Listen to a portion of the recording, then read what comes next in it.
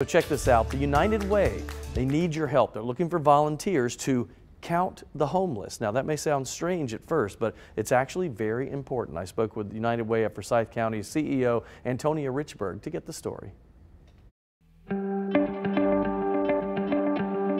Antonia, this is interesting. I guess my first question was, why do we need this? What will these numbers go toward?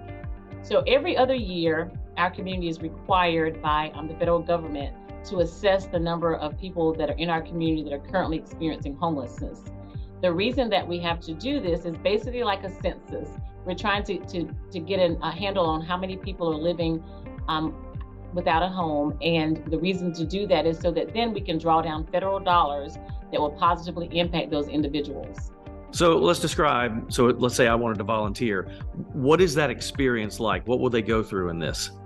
So once people sign up to volunteer, we slot them to either do 9 p.m. to 12 midnight or 1 a.m. to 4 a.m.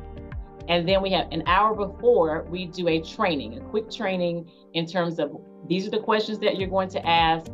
You have an electronic pad that's similar to an iPad to capture this information. We tell them what to ask, what not to ask, and we share with them information in terms of how to get the people at ease so they know that this is just a count.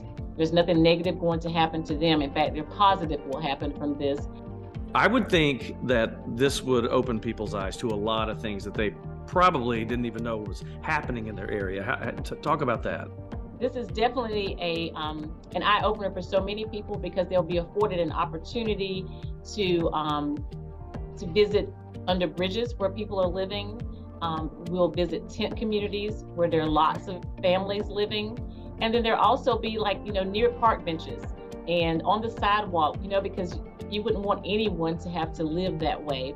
By getting the counts, that helps us to be able to help those individuals to ultimately get a place to live and not have to continue to experience homelessness. Antonia, thank you for being with us today. We appreciate your time.